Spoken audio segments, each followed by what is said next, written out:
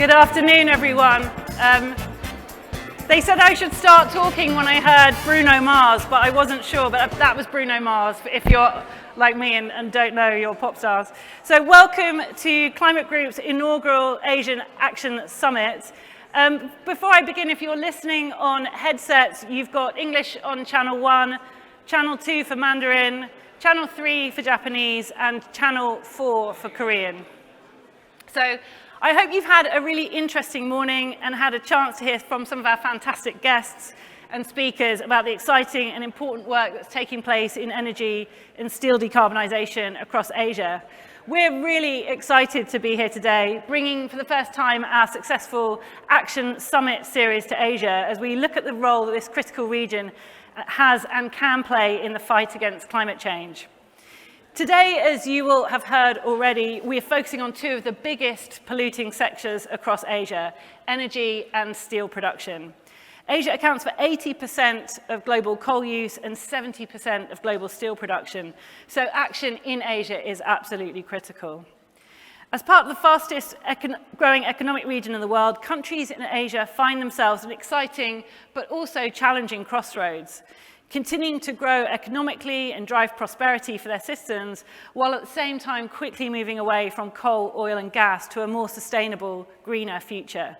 It's a challenge that the whole world is facing, but because of Asia's role as a supplier to the world of the world's products and its heavier reliance on fossil fuels, the challenge is far greater. But not only is Asia home to some of the world's largest economies and most populous countries, it's also home to many of those who are most at risk to the effects of climate change. To achieve the far-reaching climate goals that each country has committed to, action to decarbonise energy and energy-intensive heavy industries needs to be rapidly increased. And we've already seen some excellent work. China is #1 in the world for installed renewable power capacity, with over 1 terawatt of renewables flowing into its grid. That's enough to power all of Europe and India twice. Speaking of which, India is 4th in the world for installed renewable capacity and has promised to meet 50% of its required energy needs from renewables by the end of this decade. Last year, Indonesia was offered $20 billion to cut down on coal via the world's second Just Energy Transition Partnership. And Singapore is home to the world's 4th largest floating solar farm, which I got to visit yesterday. Very exciting, and it's the same size as 45 football pitches, and I learned it has 122,000 solar panels. So half of the top 10 solar-powered economies in the world are in Asia, up from just 2 a decade ago: China, Japan, India, South Korea, and Vietnam. So that's incredible progress. But we're not there yet, and we're not even close. We need to go much further, much faster. As the UN Secretary General said at the launch of the most recent IPCC report, our world needs climate action on all fronts, everything, everywhere, all at once. And in our annual reports from our campaigns, such as RE100, companies tell us that the Asia-Pacific region is consistently the most difficult region to source renewables, and our members there have the furthest target year for achieving 100% renewable electricity, behind Europe and North America. Our most recent RE100 annual report ranked Japan, South Korea, Singapore, China, and then Taiwan as the top 5 most challenging markets in which to source renewable electricity. And the most common barrier by far is the high cost or limited supply of renewables in the region. Our report analysing how the G20 countries ranked from A to E based on their ambition and progress in deploying renewables showed that China was the only country in Asia with an A. Japan got a B, and Indonesia and South Korea were Ds. Those of you in this room and joining us online come from a broad spectrum: financiers, local and global corporates, policymakers from states and governments, industry leaders, and manufacturing giants. And each of you has a role to play in achieving net zero. We need your bold leadership and innovative solutions to drive the net zero economy so that everybody can prosper. Vital to economies in this region and part of the net zero challenge is the development of net zero steel. It's essential in the climate transition for building wind farms and solar panels, let alone more climate-resistant buildings, cities, and infrastructure.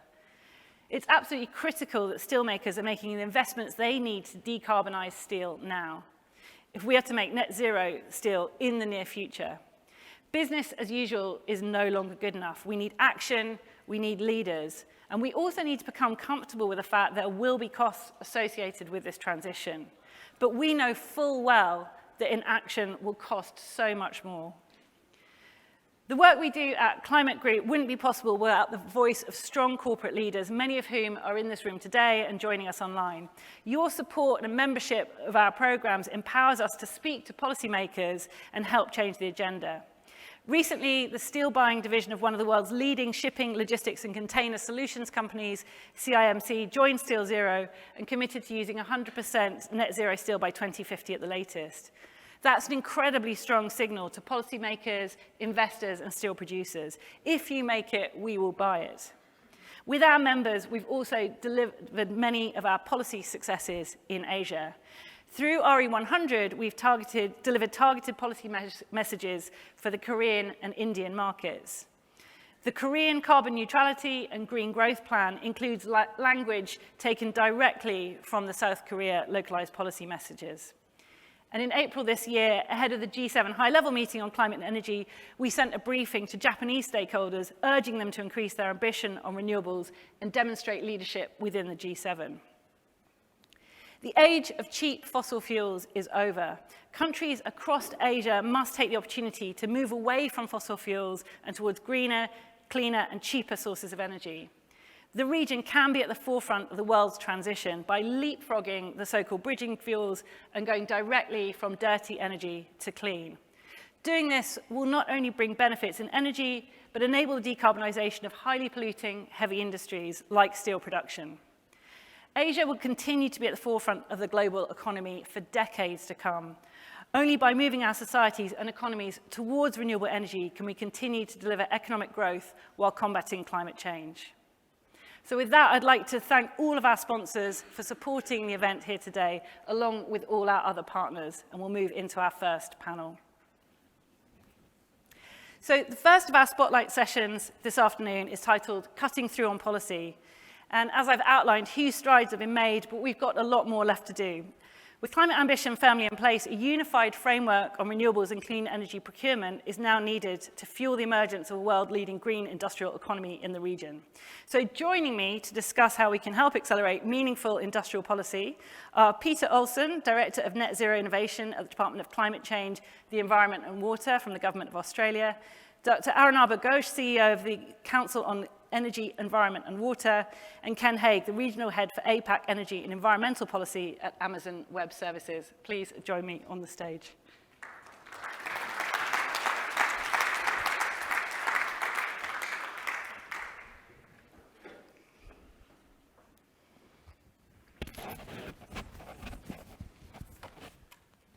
So good, we've got a good cross-section here and different regional perspectives as well as different perspectives from different parts of the transition. So let's start with each of your respective perspectives. What does it take to successfully embed collaboration between government, NGOs and businesses into climate policy? Let's start with the business voice. Well, I would say let me just start off quickly explaining sort of the context as to why we're here. So Amazon Web Services is the cloud computing part of larger Amazon. As all of Amazon, we set a target to get to the Paris Agreement net zero carbon goal by 2040, so 10 years earlier than the Paris Agreement. This was part of our climate pledge, which is now a separate organization with over 400 members. They're shooting for the same level of ambition. And I have a colleague here from the climate pledge who you can speak to after more about that. So we have, I think it was mentioned in your opening, that the renewable energy is an incredibly challenging procurement option here in the Asia-Pacific region. That's my role, it really is. I cover energy and environmental policy for Amazon, AWS, in the Asia-Pacific region. Partly the reason my role exists is because it's so challenging to purchase renewable power. One of the things, if you're looking for a silver lining in all that, though, is we're not alone in this. There are a lot of other businesses, a lot of other governments and NGOs, I think, that are interested in solving this problem. And so we've found a lot of success in working with some of those like-minded partners. We had a session this morning, for example, as a part of the Asia Clean Energy Coalition, which is just what you described. It's a partnership between NGOs and corporate buyers, developers, and then financiers of renewables projects, and trying to solve for the ecosystem problem behind why it's so hard to get new renewables projects online here in APAC. So that's just one example, I think, of how we're taking this challenge of solving for the common problem we all have, but trying to solve for it collectively. Great.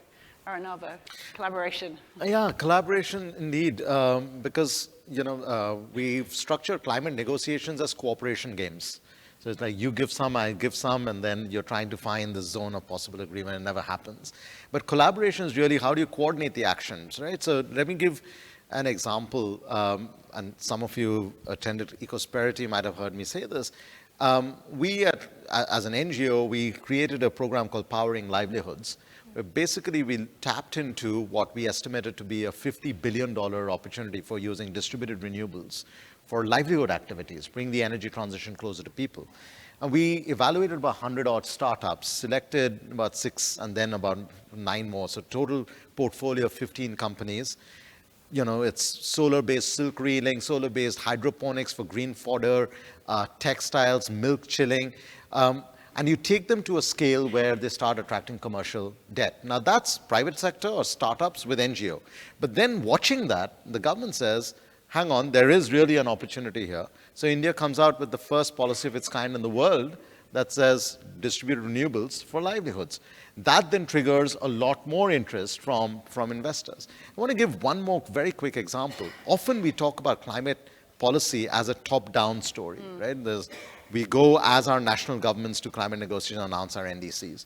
In a country like India with 28 states, each state being like a mini country, how do you drive action there? And what I am particularly excited by watching is how many states in India are now thinking about their net zero pathways. Some are very advanced, rich, industrialized states. Some are very poor states. One state has created a green climate company, the state of Tamil Nadu. So the state government has created a company that we can't just manage this all on our own. So let's bring in the private sector, NGOs, academic institutions, and let's take the state plan, but bring in all of these other entities, not just in a nice, feel-good, collaborative way, but in an institutionalized, collaborative way to drive the action. Great. And Peter, from the national government perspective? Yeah, well, actually, it's I get entirely building between what we've already heard in that it's about that ecosystem, or that the system. It can't just be about technology, as we often think about, particularly when earlier we've been focusing on steel and renewables, but it's about bringing together government with business, with industry, but with unions and communities, and trying to do that collectively all together. It's the best way that we're able to then realize government investment, but also leverage private sector spending. So for example, in Australia, we have the Clean Energy Finance Corporation. So it's one of the world's largest government-owned green banks. And that's that seed funding from government to then trigger private sector investment to help get those clean energy projects across the line from pre-commercialization to commercialization. And that's just one way in which you can see where government policy is working with private sector, but with things that are nested for benefits into the community as well, to try and get that the change that we need. Thank you.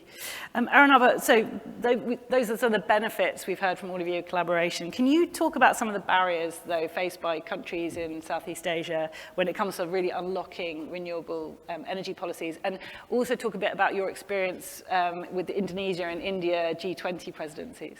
Well, the barrier in one sentence: money does not flow where the sun shines the most. Yeah. I mean, if you want solar power, you should go where the sun is shining. And you, Helen, you mentioned the ranking, but 10 years ago, you're absolutely right. I mean, the biggest solar capacity was in places which were in the temperate parts of the world. Yeah. A lot of gray skies and rain. So, if even from a business perspective, that wasn't working. But just because there is capital somewhere and there is the sun somewhere doesn't mean that the capital is going to the sun. So when we assess the risks that are perceived, and we've done that in India, we've done that in Indonesia and Vietnam, in outside of the region in South Africa, we see it's the same set of risks, just with a little bit of different ordering. There is, the power purchase agreement. How credible is that?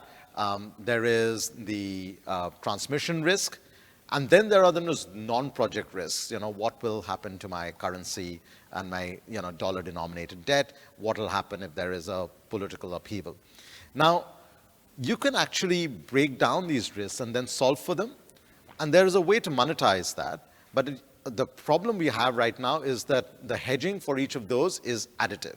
So I pay 2% for the offtake risk, and then I pay 3% for the transmission risk, then I pay another 5% for the currency risk. I've just gone and added another 10 percentage points. That's why cost of capital is 15% in India and 5% in OECD countries. Now, I ask institutional investors, what is the delta between OECD level of risk and emerging market level of risk that you're willing to tolerate? The answer I get from the largest institutional investors is 0. And that can't make any sense. That's logically incorrect, because if you expect OECD levels of risk in emerging markets, those emerging markets will already be OECD countries. That's a circular logic. Now, what is happening is this is a passing the parcel game. Everyone understands this. You don't need to be a genius to do this, but nobody wants to actually handle that risk problem. And this is where the G20 story comes in. Indonesia launched a blended finance platform as part of its G20. India is putting blended finance and particularly de-risking at scale as part of the broader MDB reform agenda. If that can be just one major outcome from the G20 presidency this year, and then the baton passes on to Brazil and then South Africa, I think we would have made a fundamental systemic shift in money flowing to where the sun shines the most. Great.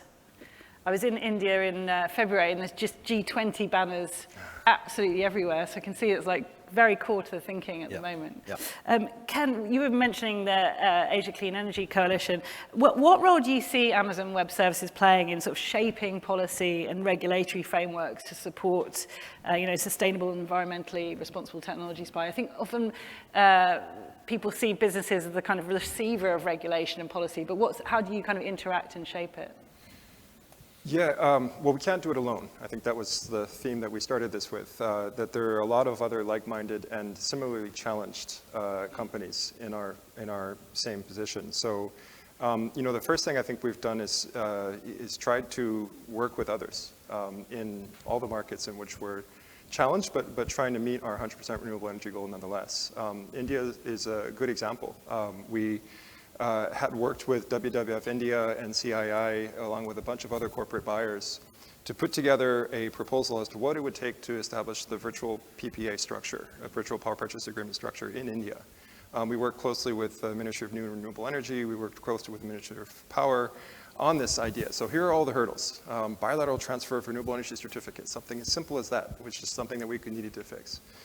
Collectively going through that list and sort of addressing each one of these, what we found is that when we got to the ability to actually execute virtual PPAs in India, it's had a huge impact. So we as Amazon have already invested in almost a gigawatt of new renewable capacity in just the last year alone.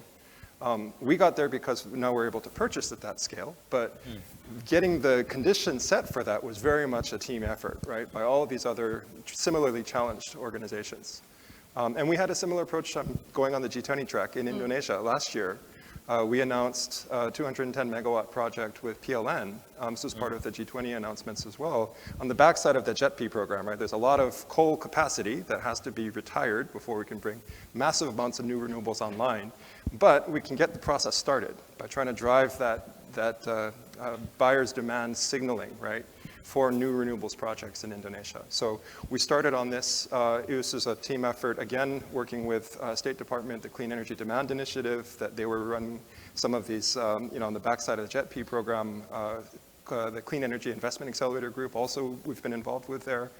But sort of lots of team effort that sort of created pathways for us to be able to start to have these conversations. And then specifically our role as Amazon, I think, is that we can start to use our purchasing power to drive that scale, right? And so we've started to do that in countries like India, Indonesia. We want to do a lot more in the region. Great. And let's talk a bit now about green hydrogen. So Peter, Australia's green hydrogen industry is really kind of picking up speed, progressing at pace. What are some of the regional policy frameworks that need to be put in place for Australia's green hydrogen to feed into a low emission supply chain for the region. Yeah, absolutely. I think there's two key things that we're after, and that is robust and internationally aligned certification schemes. And that robustness is what's going to underpin the ability to confidently trade what we know is a certified green hydrogen product. So over the last 3 years, Australia has been working on the Guarantee of Origin program, and that's our way to measure, track, and verify the CO2 emissions embodied in green hydrogen. And that extends down to the renewable energy sources that are input to it. And then there is the ability to then extend that further upstream, potentially into green steel or aluminium and other pathways. So this creation of Australia's Guarantee of Origin, we're working with the IPHE, and actually really excited that Singapore just joined IPHE recently, because this shows that as we work together in this unified platform for creating these certification schemes, then we have that single baseline that we can move forward on. The key element of this is, I guess, that it enables credible claims by consumers upstream, particularly the hard-to-abate sectors. And that credibility is what's so key to both the asking price for like a green product or good, how you know you're getting what you're after, and then how that then also kind of flows back into other carbon accounting and metrics as well. So if we can get this certification scheme of hydrogen right, from the renewable energy through to the final product, that's going to be so critical to underpinning how we decarbonise industry in particular. Yeah.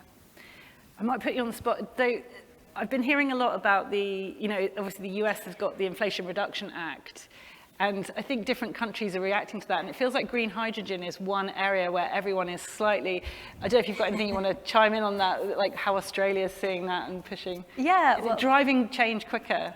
It definitely has driven change. So we just had our federal budget in May, and announced as part of that was a $2 billion Hydrogen Head Start program, which is that production-based credit. So again, it's that incentive for industry to start building out the supply and providing those production credits for those hydrogen suppliers. So that's something that we've done in response to what we're seeing in the IR Act. Yeah.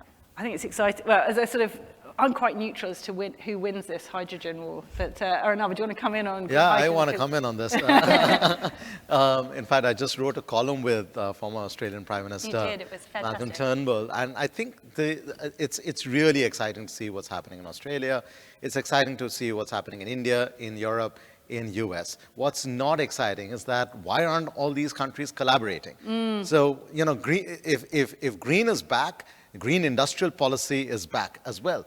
And what that does is it's important for large economies in the region and outside to use domestic policy to trigger these markets. That's necessary. But there is a fine line where you go from triggering a market to shooting another market down.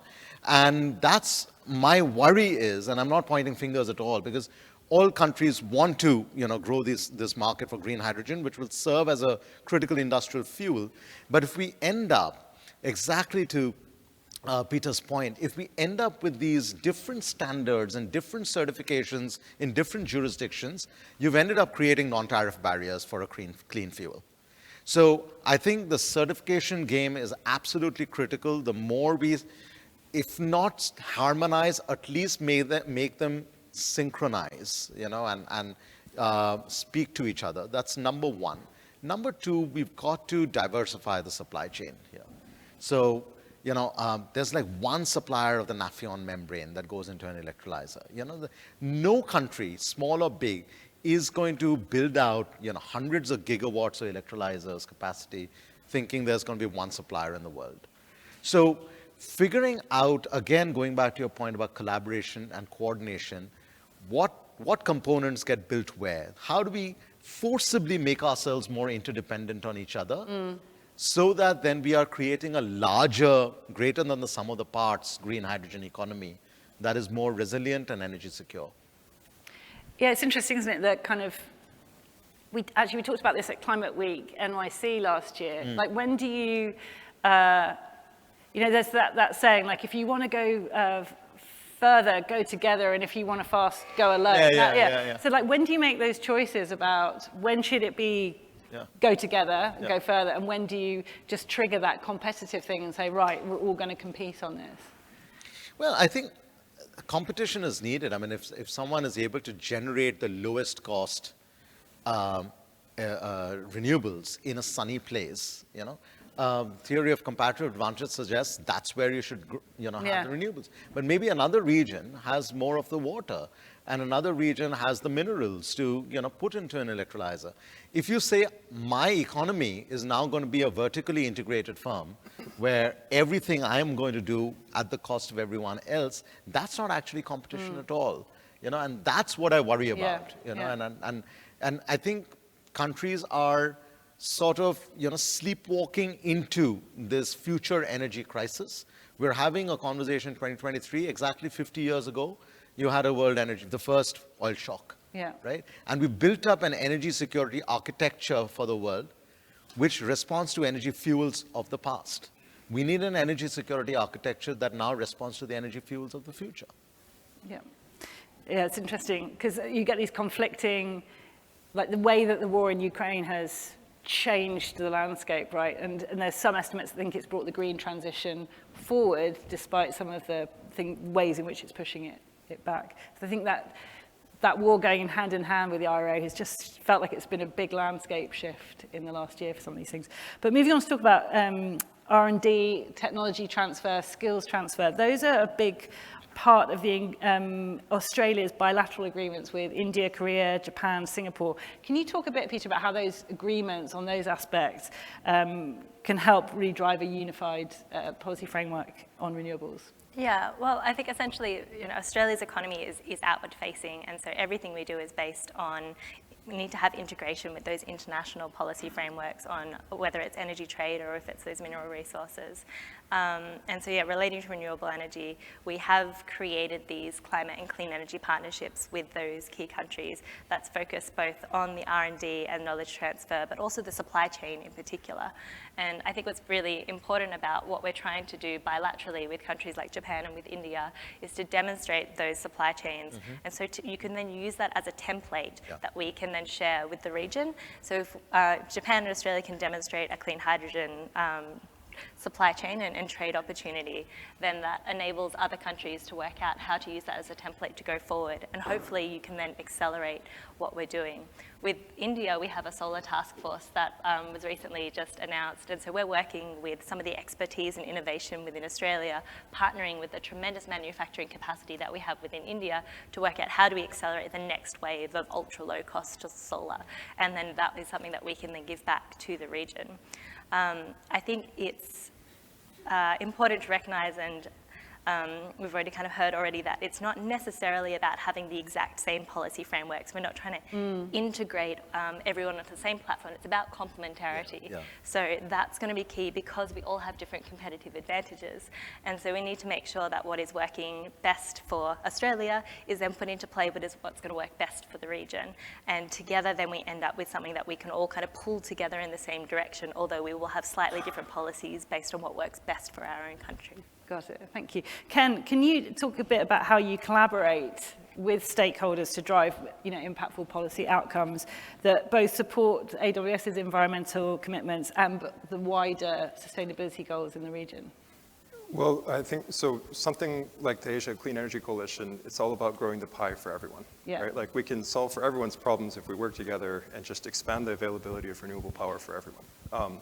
This point about healthy competition is a good one. Another thing that the Asia Clean Energy Coalition brings with it is a coalition of buyers primarily, but developers and financiers behind it. Estimated $1.3 trillion US dollars by 2030 that's sitting on the table in Asia Pacific region if companies are able to invest in renewable energy today.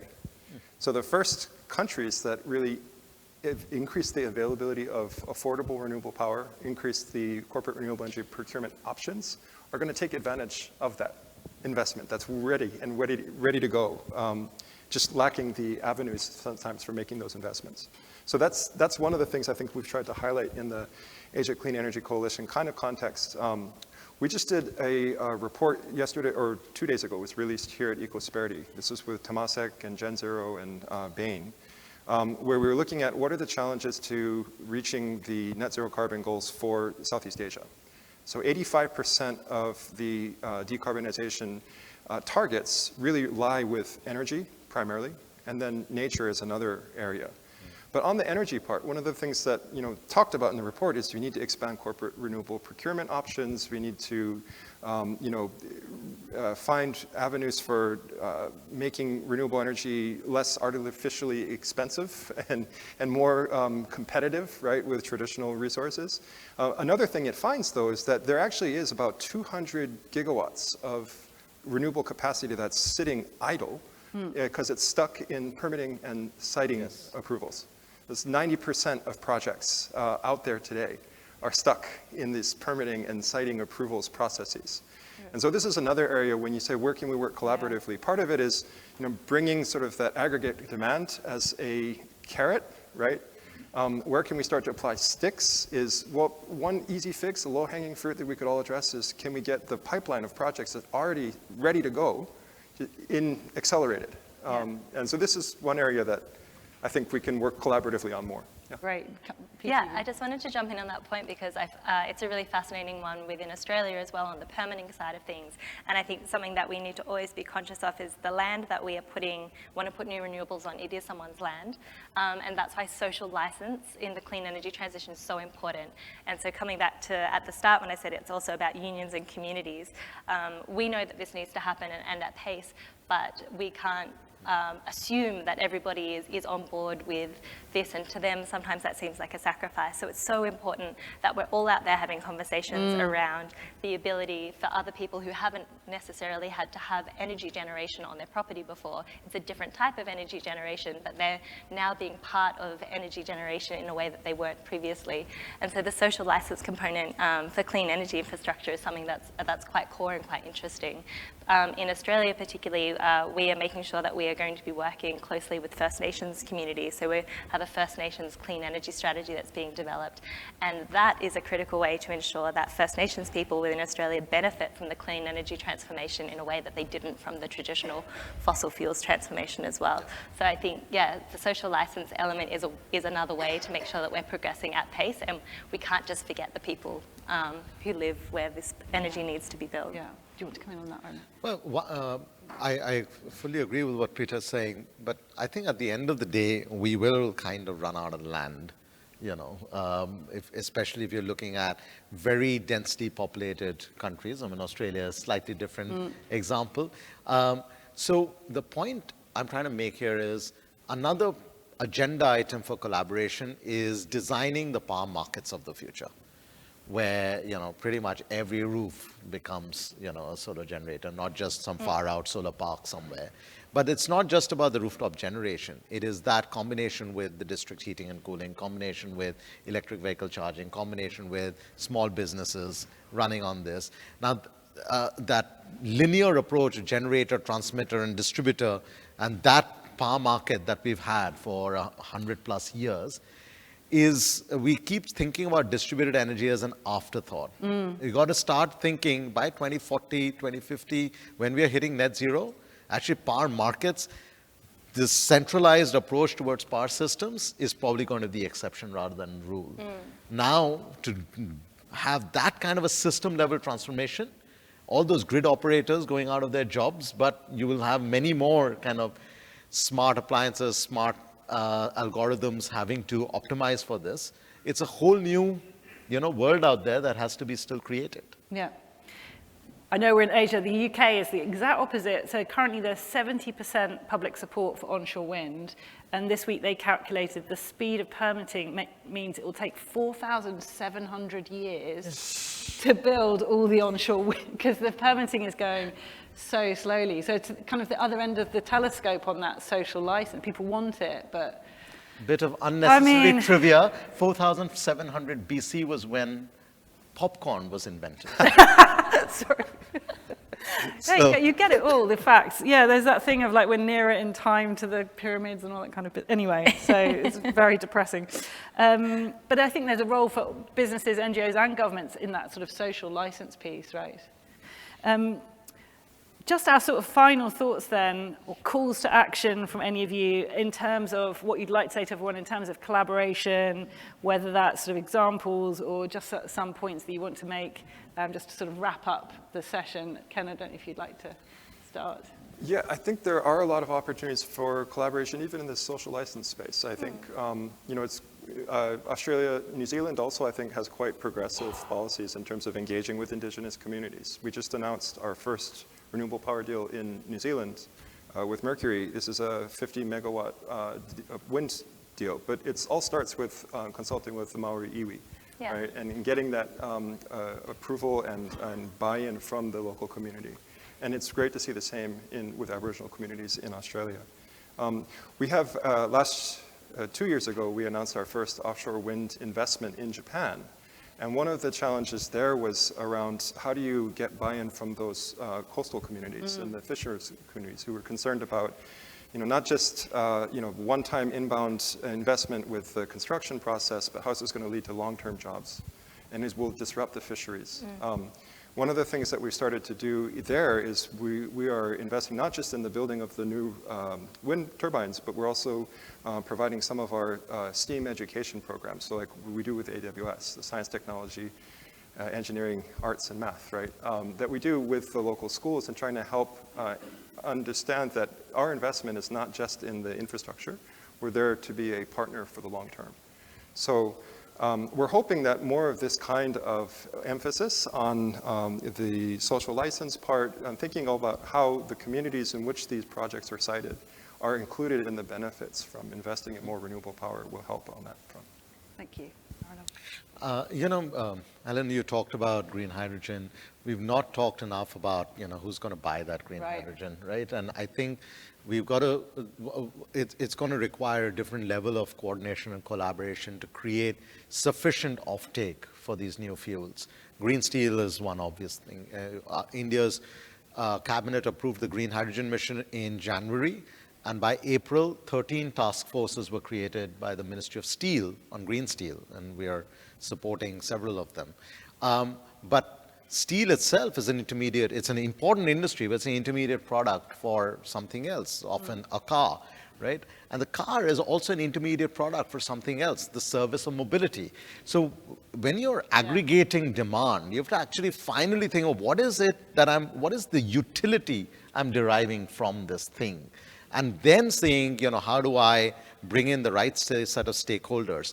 60% of Indians, urban Indians, their primary mode of transport are their two legs, right? So, you know, you're talking about car ownership, which is under 20 per thousand compared to the US, which is like closer to 1,000 per thousand, right? So it's not just about green hydrogen, green steel for a green car. It's actually rethinking your cities, rethinking your cities with equity and social justice at the center of it, and then aggregating a very different kind of demand for sustainable products and services. Thank you, Peter. Just reflecting from the start when Ken mentioned the Clean Energy Demand Initiative within the US. So Australia is a partner with the US on the Clean Energy Demand Initiative, and I think the opportunity that we have there, coming back to the need for complementary policy frameworks, grids and grid operators and energy markets across the Asia Pacific are very unique and very different. And we, within Australia, have a lot of expertise in designing markets to allow the flow of renewables. And we're growing our expertise in how to shift that grid operation and market to allow more distributed energy resources and how you integrate that. So what we're hoping to do in conjunction with the Clean Energy Demand Initiative to help unlock how private sector can invest is to then work with countries in the region as to how they can best design their market operations and regulatory frameworks to allow that investment. That's not to say that it would look like how Australia does its market, energy market and operations, but how they can improve it or make it in a way that makes sense for them, but still allows that private sector investment. So I think there's that collaboration opportunity from, like, it's both policy, but it's technical expertise as well in market design is going to be so critical. Thank you. Well, please, I hope you found that inspiring and now set up to go and collaborate with everyone around you. Would you please join me in thanking our panelists for this great discussion? Thank you. Thank you.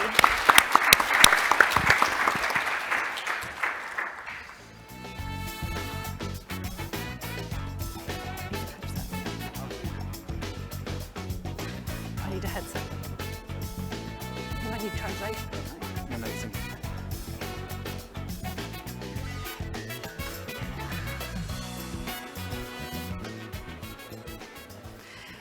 So I would now like to introduce Yaxi Han, the principal of Jiangsu CID Operation Management Co. to join me on the stage.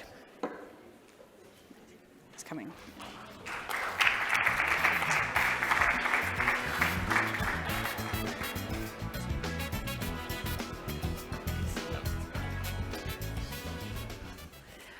So welcome. Thank you for joining us today. Let's start by getting your thoughts on the current state of renewable energy supply, both in China and globally. Okay, Helen. Big question to start. Okay. Helen, it's a great opportunity to be here, be Chinese. It's my first time speak English in public on the stage. So I'm sorry, I'm a little bit nervous, but don't worry about it. I hold my secret here. So You're fine. Yeah. Just now you mentioned my thoughts. I read a very exciting data last month from the arena.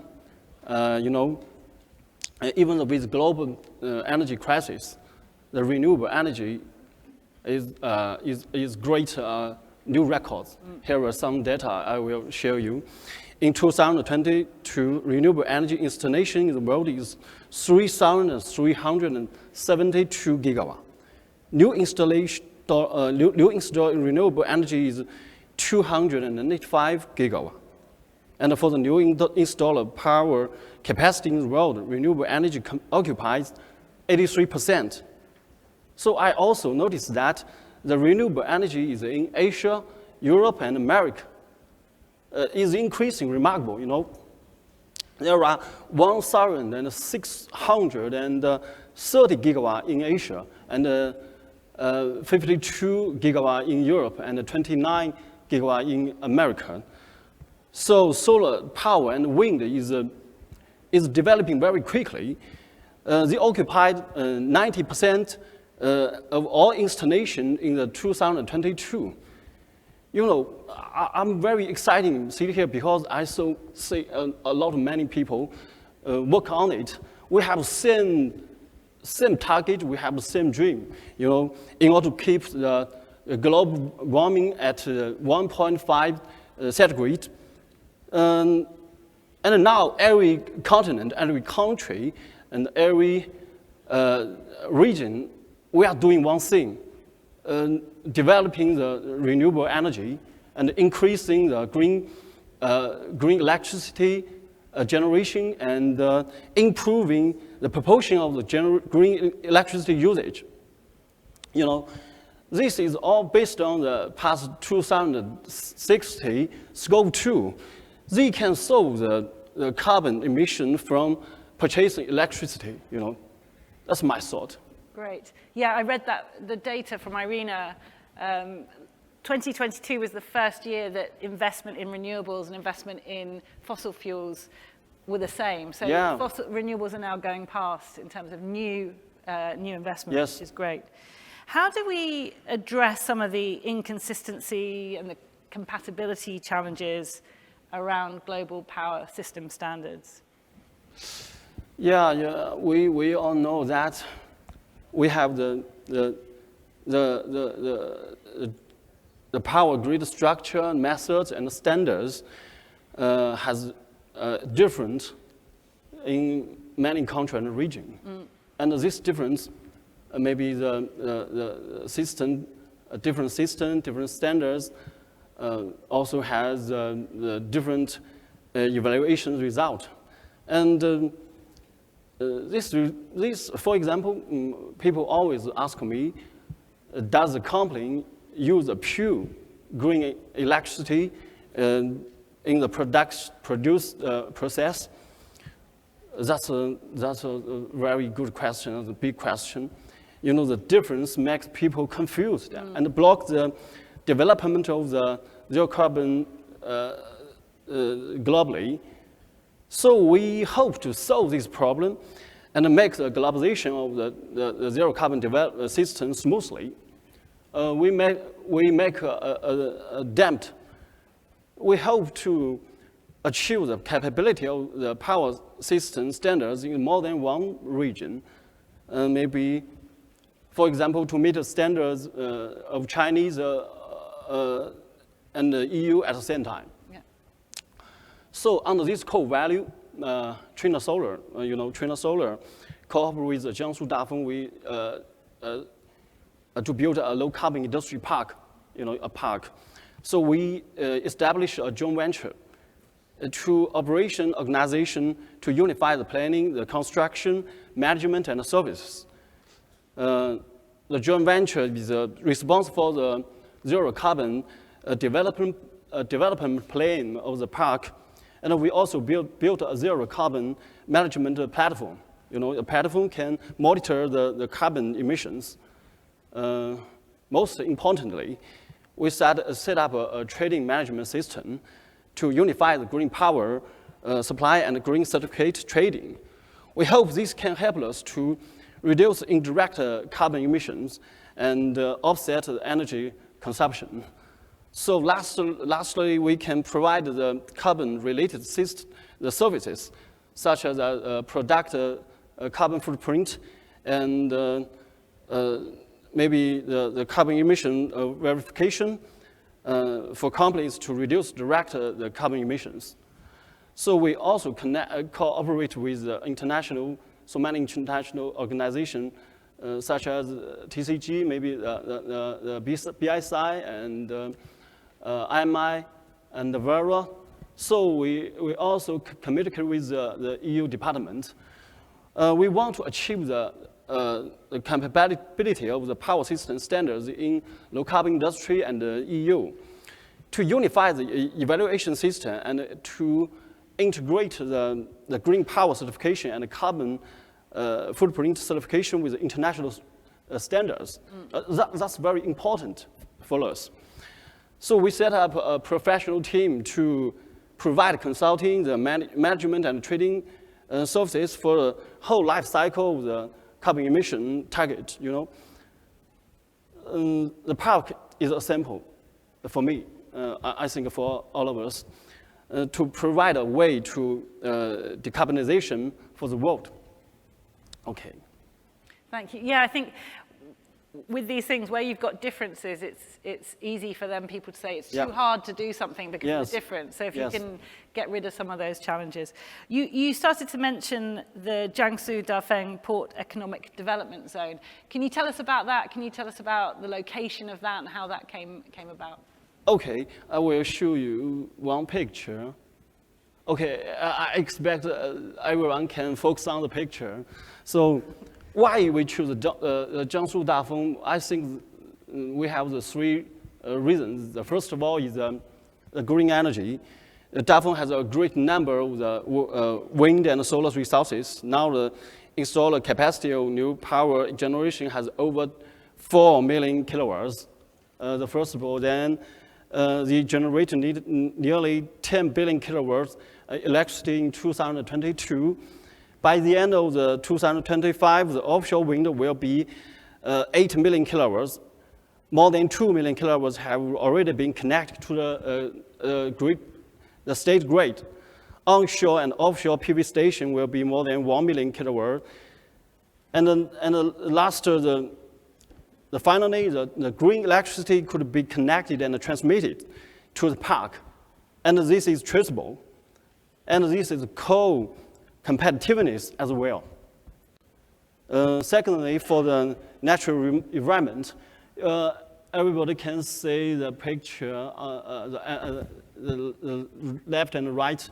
You can see Dafeng is a world natural heritage and international wetland city. To develop carbon credits, it has oceans and wetlands and forests. You can see more than 140 protected animals living in Dafeng. That's amazing, Yeah. You can see the elks and the red crown crane. There have 7,000 elks living in Dafeng. That's amazing, So thirdly, for low carbon industry development, Dafeng has a new energy industry, including PV industry, wind industry, and energy storage industry, hydrogen industry, as well as a low carbon transformation of steel industry, chemical industry, and paper industry. For example, in this park, we have the Lianxin Steel Company. They are aiming to build a low-carbon steel green power application system to promote the energy efficiency and coordinate the carbon reduction. I think that's all my reasons about choose the Jiangsu Dafeng, you know. Great, thank you. Yeah. Thank you so much for sharing this case study with us and showing us a bit about this project. And thank you very much for joining us here Thank today. you. Thank you, everybody. Thank you. Thank you for your time. Thank you. Thank you very much.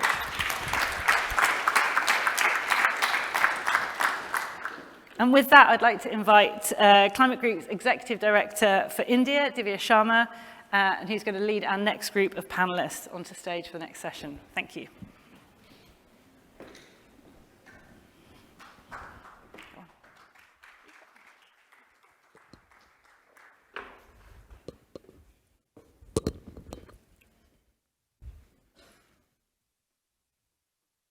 Hello again, and welcome to our next panel, All Aboard for Just Transition. I'm Divya Sharma. We must consider the environmental, infrastructural, economic, and social implication of large-scale energy transitions. We need to be thinking about how to balance the new energy economy that must be built with the needs of those whose livelihoods will be most impacted by the green energy transition.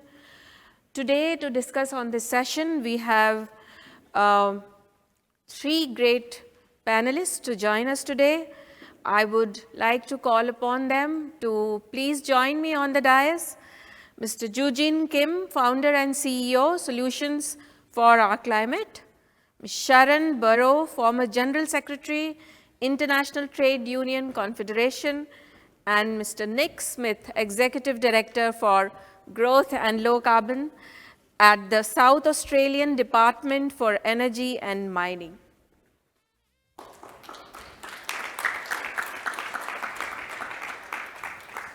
Welcome to you all, and thank you for joining us today. I would like to start this conversation with an opening question to all 3 of you. The term just transition, it has various meanings depending on the context, and it's not uniformly addressed or defined.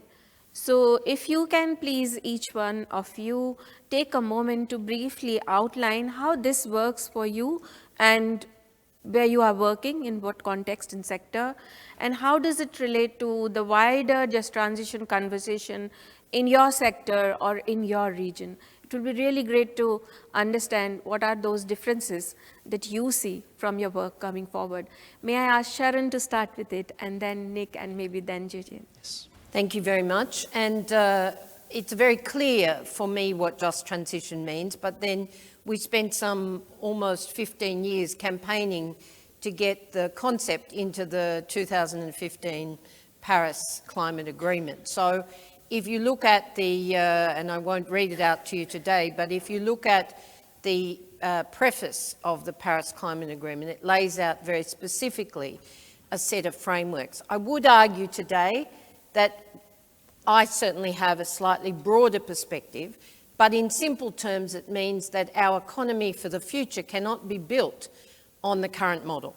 It's failing people, it's failing the planet, so we have to have planet and people at the heart of economic development, and the industry policy that you heard just recently discussed in the previous panel.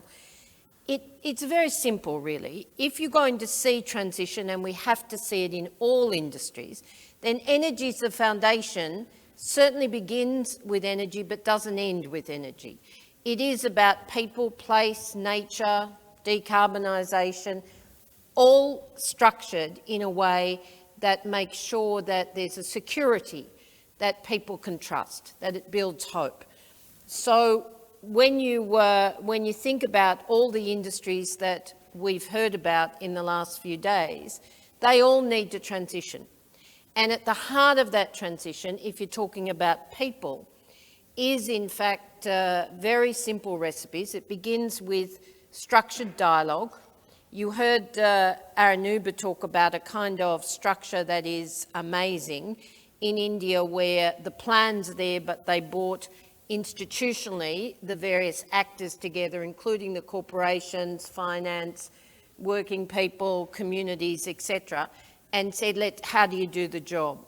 There's only 2 other institutionalised. There's been many just transition committees, commissions around the world. Canada started it on coal, and it swept through parts of Europe and is embedded in different structures.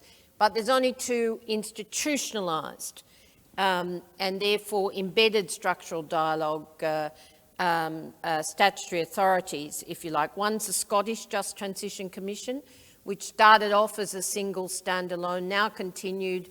Government minister, regularly kind of takes the views of the Commission into the Cabinet and the Prime Minister and so on. And indeed, Australia has just, after a very long time, actually, I think we started campaigning for this when I was still in Australia, more than about 14 years ago, when we had our first attempt at the beginnings of a carbon trading scheme in 2008. And we lost by 1 vote. But we also tried to put the institutions in place to embed that structured dialogue to get the outcomes. I'll finish by simply saying this. If people are going to be displaced, and I think there's a good news story, so I tend to focus on the positive because every investment in climate action drives jobs. But if people are going to be displaced, and there are some sectors and areas where they will, then secure pensions for older workers, the capacity for workers to take early retirement if that's their choice, but again, a secure bridge to pensions. For younger workers, it's about, indeed, income support, reskilling support and redeployment support so that people trust there's going to be secure jobs and therefore secure communities. And of course, it's about community renewal. And just to give you an answer on the jobs question, we don't need to be frightened. Renewable energy, for every 20 jobs, there is in fact 5 to 10 in related manufacturing supply chains. If they're good jobs, there can be up to 30 to 35 in broader communities.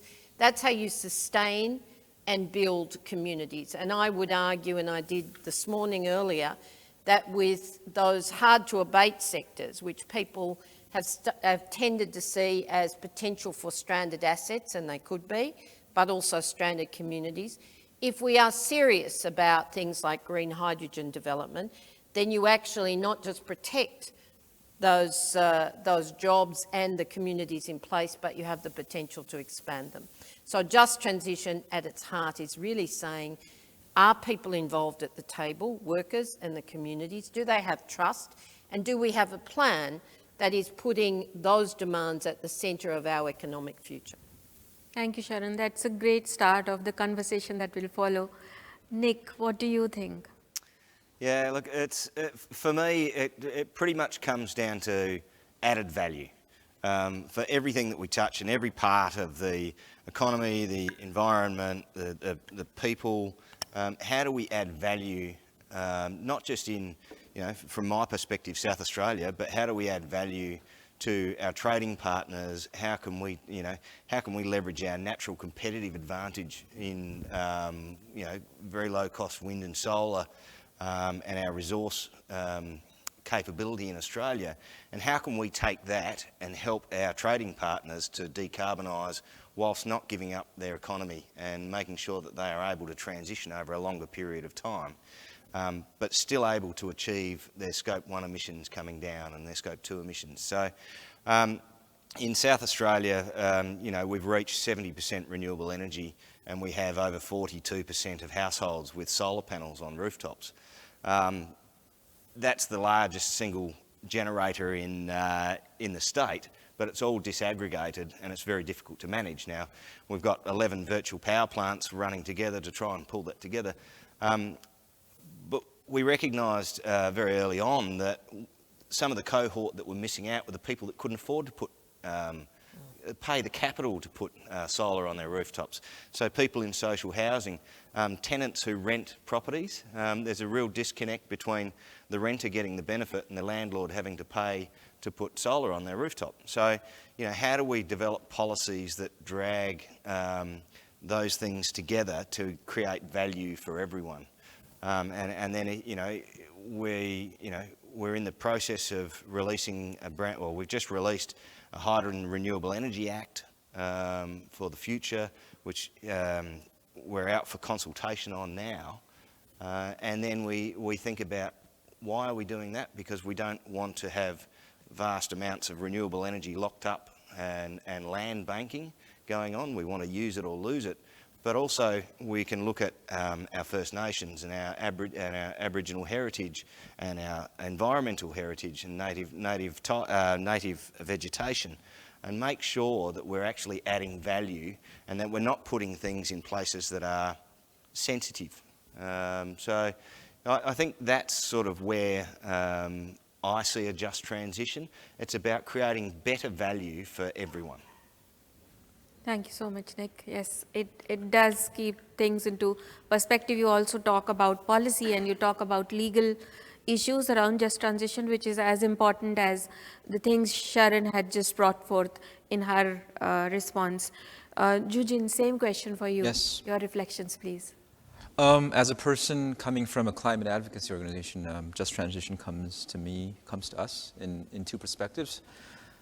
First, I mean, we had a vice governor from a province in Korea. For provinces like that, which have a lot of coal power plants, just transition means how are they going to fill the void created by the exit of big coal power plants, big economy created by coal power. That's just transition for them, and showing the vision to the constituents of the province that this is the way we should go, and we will receive support, financial support for that. That's one part of just transition. I think the more difficult part is, and less, it's about money, but also not about money. It is about the people. I mean, for us, it would be the people working actually in the fossil fuel industry, power plants, coal power plants, and making them, convincing them that you have to change your business model. I mean, you may want to play with whatever power, authority over the grid or whatever you have or pricing you have to maintain your system, but that's not the right thing in the long term. Convincing them and making them change is very difficult. I mean, these are people directly affected by the transition. And yeah, it comes to us, I mean, from the political side and the more directly affected economic side. Yeah. Sharon also spoke about bringing people at the center of it. You are speaking about the same. My next question will be to you, Sharon, because you spoke and you've also written about carbon-dependent communities and workers must not be forced to bear the cost of change.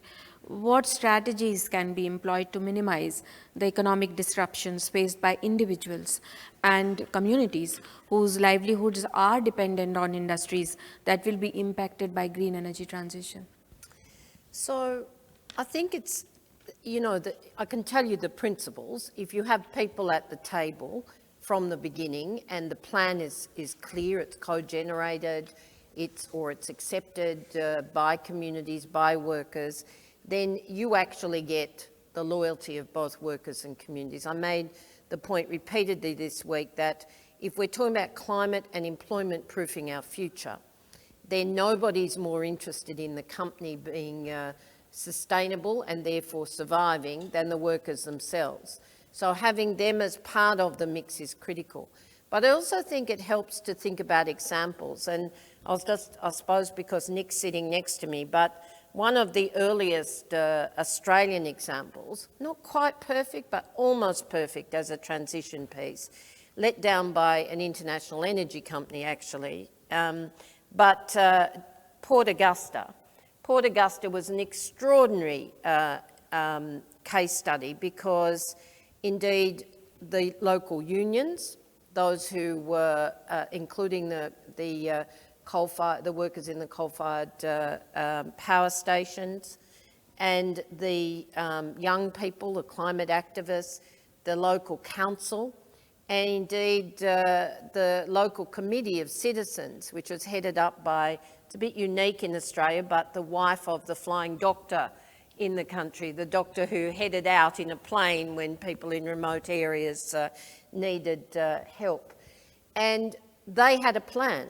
They worked with international companies. They set up, they worked out very quickly that the closest skills level, there would be some reskilling needed, but the closest skills match was in fact solar thermal. They were the gateway to an amazing kind of eco-tourism sector, and particularly if Nick's right and we get it right and don't keep damaging it. But they set up a demonstration model with the help of an international company. It showed that you could actually not just generate solar thermal power, but you could actually even grow in hothouses things like tomatoes in effectively the desert, which gave you alternate small to medium enterprises. Everything was in place. They'd done a feasibility study. They had a company that was willing to build it.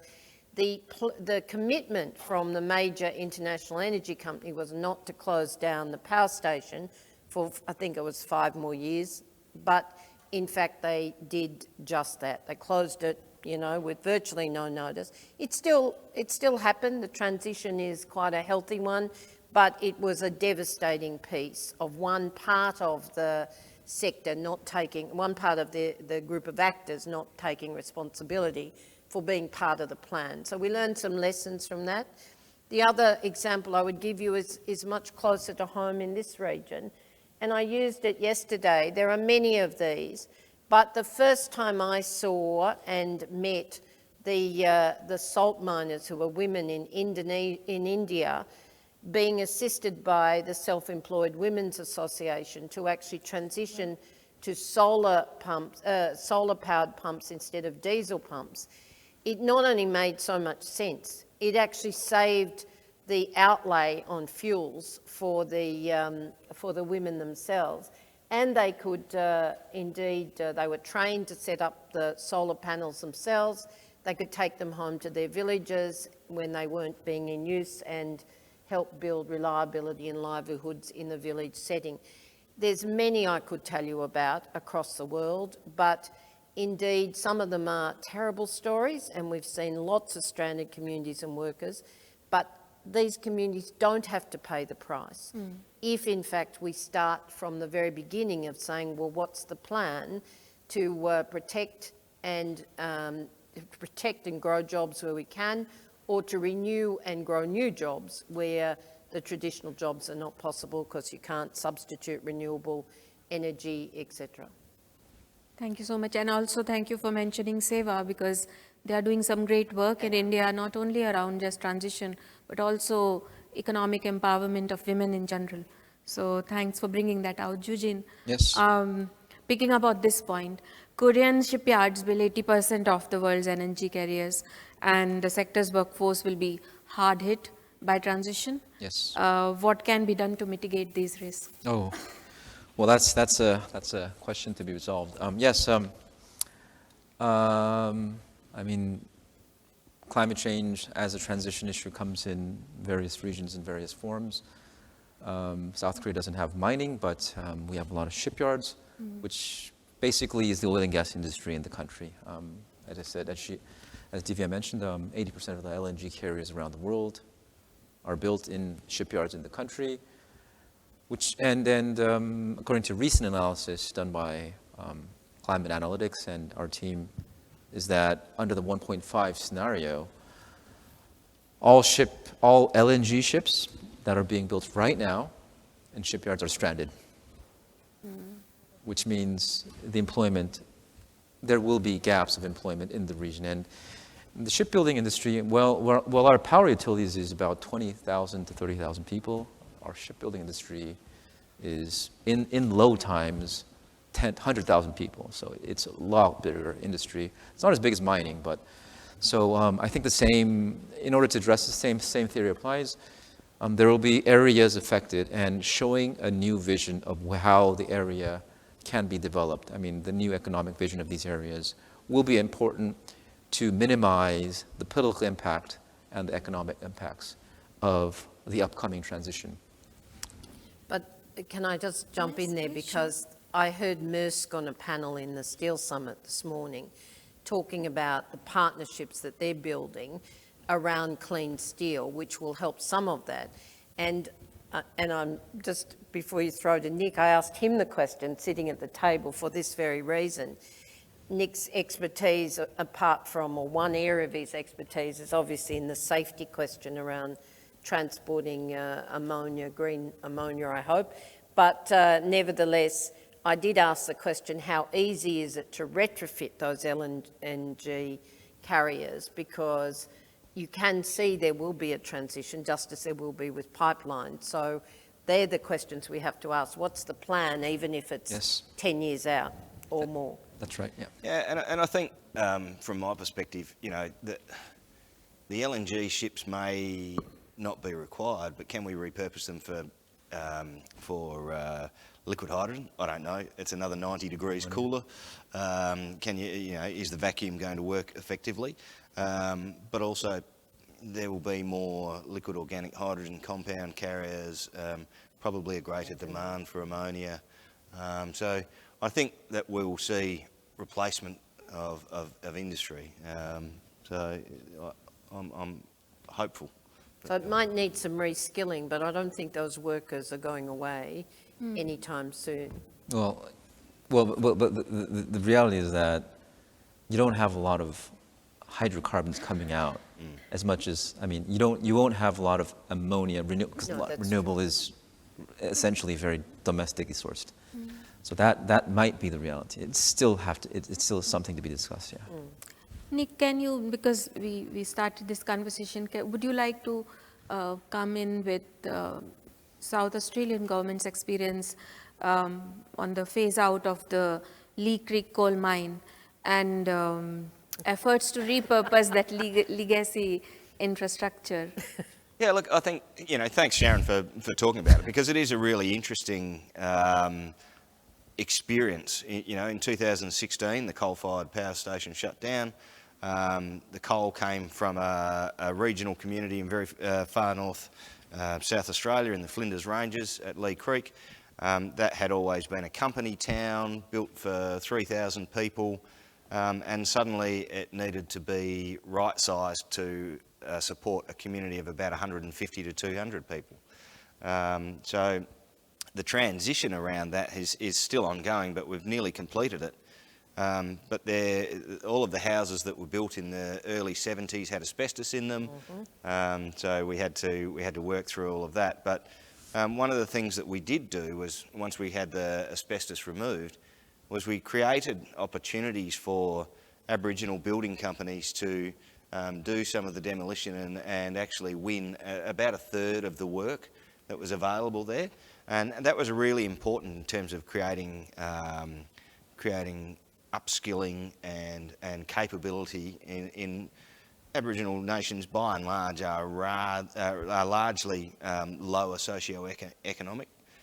So just by nature of where they live in regions, and some of them haven't had the opportunity to get good education. So those are the sorts of things where we were actually giving them jobs and creating opportunities around them. Building new medical facilities that are appropriate for the size, because if you think about the infrastructure that comes with a 3,000 person town, and then asking 150 people to pay to maintain that infrastructure, it's very unfair. So we've shrunk the town significantly, but it is a very important tourist destination and local service centre for farming communities. Well, they're not really farming, they're grazing communities out there, in terms of it's very rugged country, not a lot of rain, but very hilly and mountainous. So it's a very important centre. And interestingly, the coal field that was placed in rehabilitation has actually, that lease has now been taken up by a company called New Riser, who are working on in situ gasification of the coalfield to develop urea. And they're working with South Korean and Chinese companies to actually unlock that opportunity. And potentially, what was old may be new again. So I think there's that sort of, they're still doing their feed study and they still need to work through that, but there is economic opportunity back in that region again.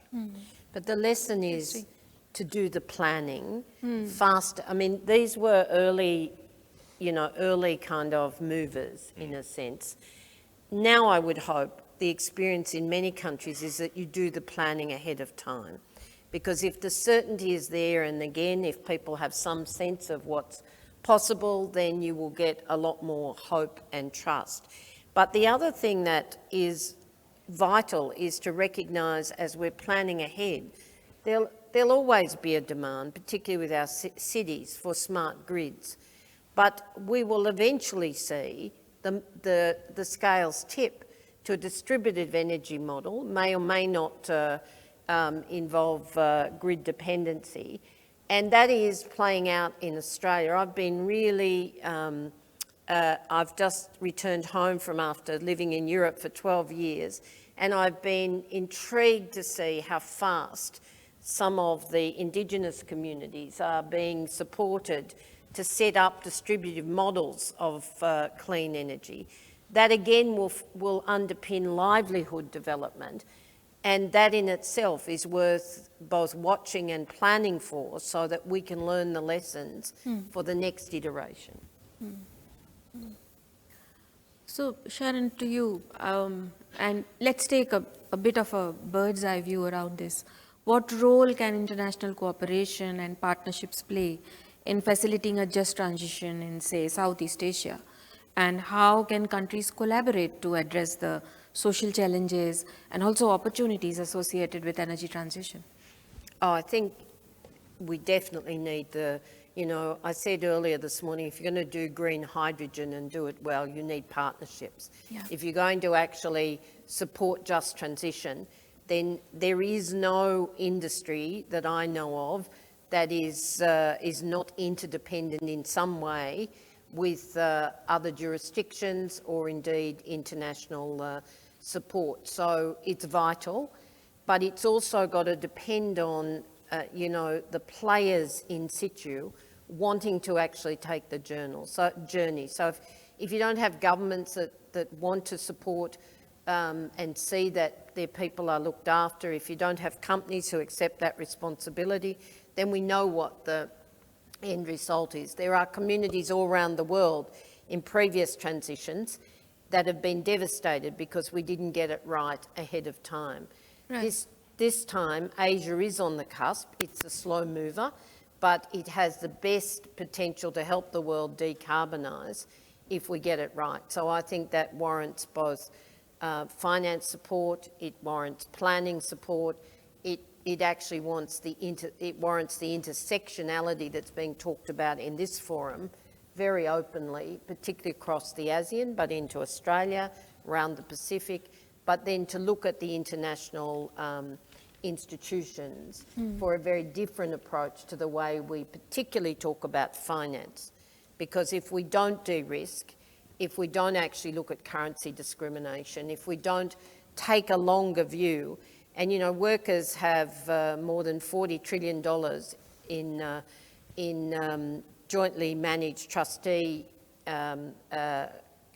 pension funds, and if we want to get that right, we have to get the security to actually drive that investment out of just aggregated asset managers' hands and into some of these developmental projects that do set us up for the future. Thank you. I'll bring that to you, Julian. Yes. So what are some of those significant challenges that Asian economies will experience when it comes to power sector transition? It certainly doesn't seem to be money. It is a bit about money. I mean, there's a GFANZ discussion upstairs earlier today about coal transition. Yes, to expedite the exit of fossil assets, yes, a little bit of money will have to go in, but the mover of that transition will have to come from renewable energy, and for renewable energy, money is less a problem than policy. And when I say policy, it's from my perspective, it's two things. It's about, number one, which was a discussion here, how these physical structures, how fast they can come up, how the permitting, planning, and siting can take place. That's that's an important thing. Asia is well known. I mean, this part of Northeast Asia, Southeast Asia is all very known with the state's role in economic development. These governments are just not building renewable facilities as they built steel mills and petrochemical factories back ago. But I think, and in addition to that, the second, and I think the more important issue in this region, where you have a lot of state-led power sectors, is that these state-led companies are heavily exposed to coal, nuclear, the big stuff, and have limited experience in renewables, whereas the private sector has a lot of exposure in renewables and limited exposure in the big stuff. So here, I mean, for Korea, 90% of renewables is owned by private companies, only 10% is owned by a national utility. So, it's the other way around when it comes to coal and nuclear. So it's a big structural change that's coming, and how to manage that change, how to make our utilities accept that change and change from inside. Sometimes it may have to, they may have to be a little bit of, I would say, redesign of the power sector. That's going to be that's one of the biggest challenges that many of the Asian, I would say, economies. India may be less about that, but Korea, Japan, Vietnam, Indonesia, all very similar. Yeah. I'll come to you to maybe understand about, I mean, we'll keep on the challenges and some of the biggest challenges that Government of South Australia has faced, specifically looking at the life cycle emissions and the impacts they will have on communities. Yeah. So Peter gave a good example about what was going on with the $20 billion fund that the Commonwealth Government have set up to reset the network. But if South Australia was a country, we'd be the world leader in integrating renewable energy into a gigawatt scale grid. Last year we produced over 70% renewable energy, which is from wind and solar. In 2016 our coal-fired power station shut down, and in late 2016 we had a 1 in 50 year storm that knocked over 3 of our 4 transmission lines in 40 seconds. Going north, and then we had some issues with ride-through on some generators, and we had a system black. And that caused, it was only for 5 hours, but it was $360 million worth of cost to the South Australian economy, let alone our reputational damage that caused as well.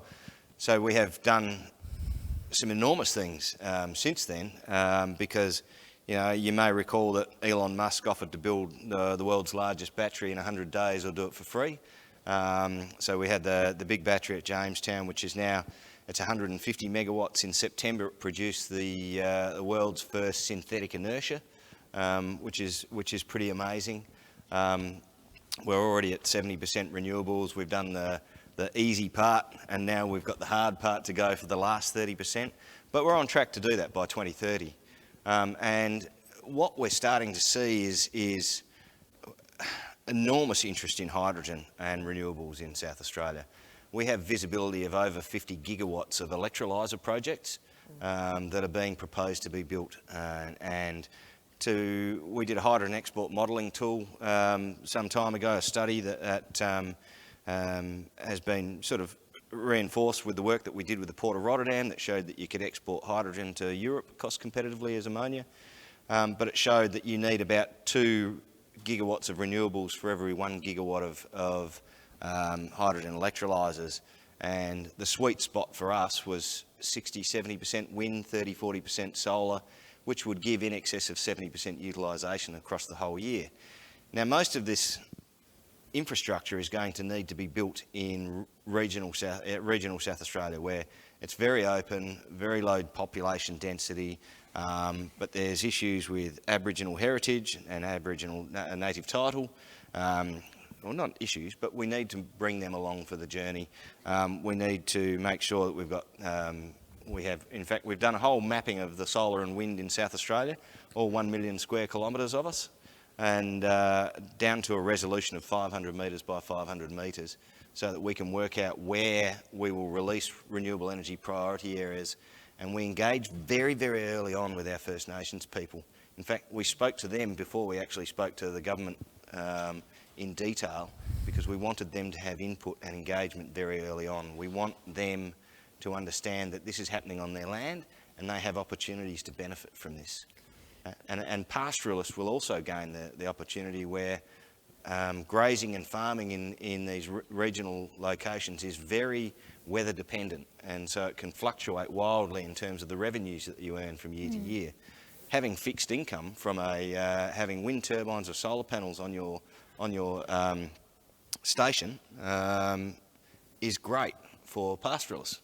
It means that they are able to borrow with a bit more confidence and are able to do things with a bit more confidence. So most of the regional communities that we're going to be doing things with, we need to bring them along on the journey, because there will need to be an enormous amount of infrastructure, social infrastructure, housing, education, healthcare, accommodation, more broadly, that's going to be required to build out this opportunity for us to take our renewable energy and our hydrogen and embed it in our magnetite, or export it as ammonia or as methyl cyclohexane or whatever people want it as.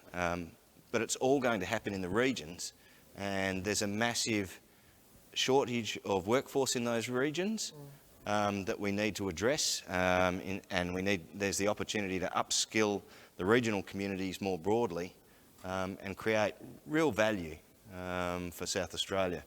We have 67% of Australia's copper. We've got 65% of Australia's graphite. We're probably one of, maybe 10 jurisdictions in the world that has co-located wind and solar, where the solar will, solar comes up and goes down.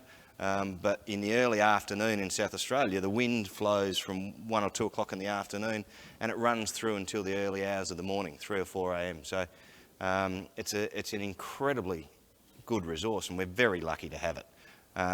And how can we share that with our trading partners? How can we be a good jurisdiction and a friendly jurisdiction and help other jurisdictions to achieve their ambitions? Because as was said earlier, we only have one climate.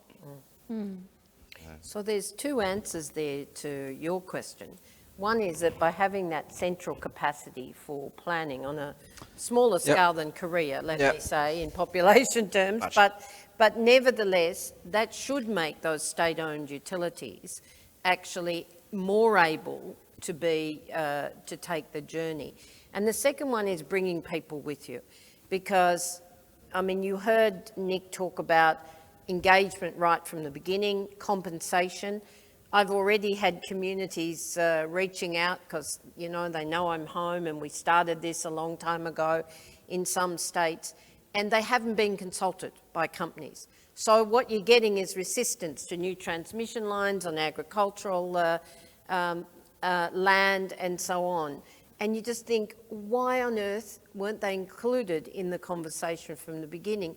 Why aren't they sharing the revenues, on some affordable basis? And the other thing I'd say, that the moment of hope in Australia comes back to what Peter said earlier, that if you've got, or Aranuba said, I'm not sure, but if we've got to make this transition, industry policy's back. Green and clean energy is the foundation for that, but in industry policy overall.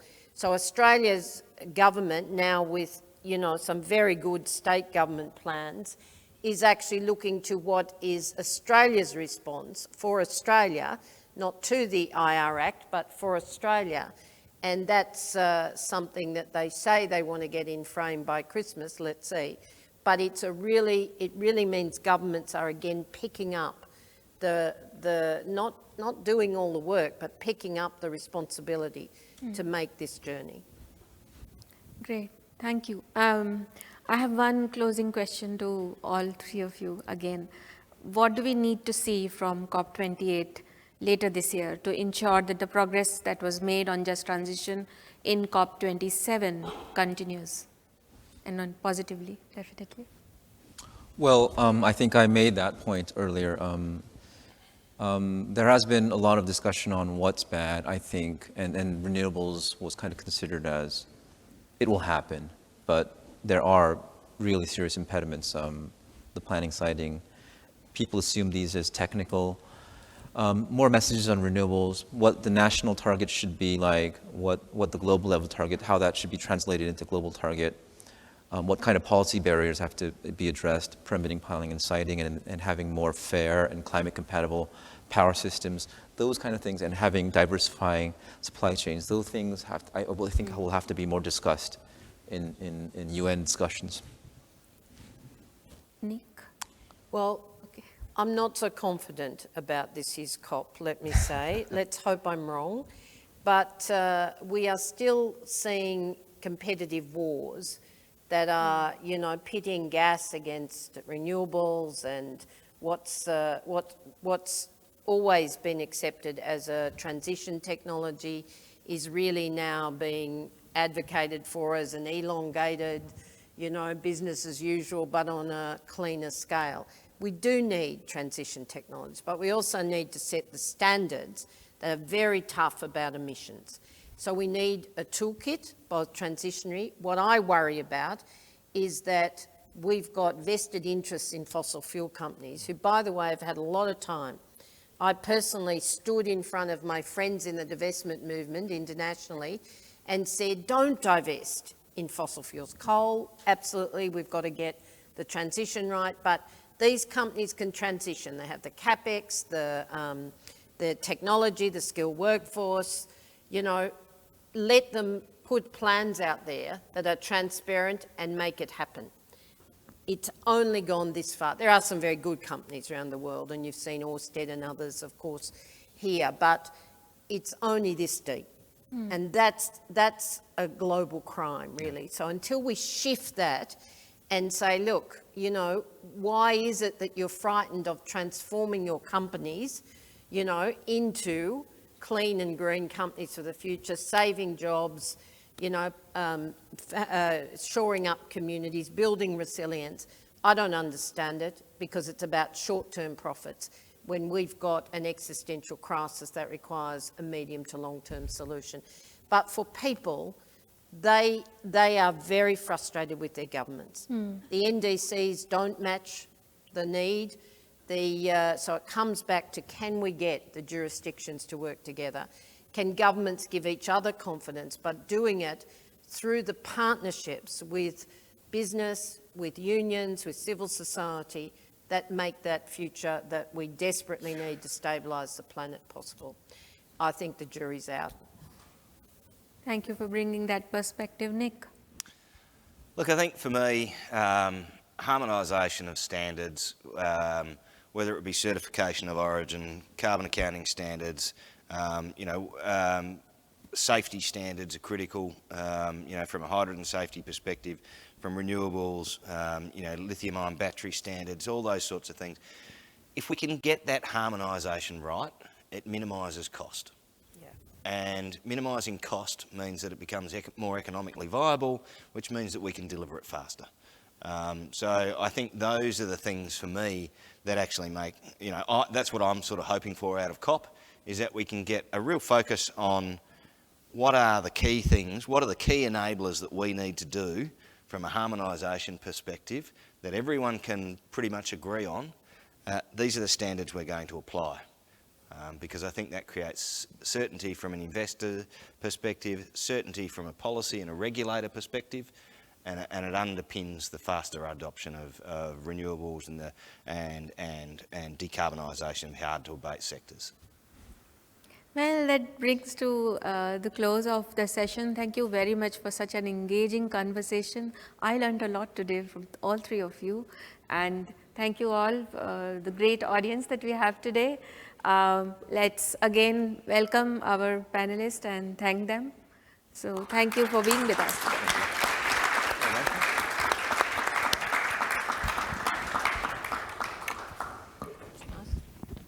I think we could take it out.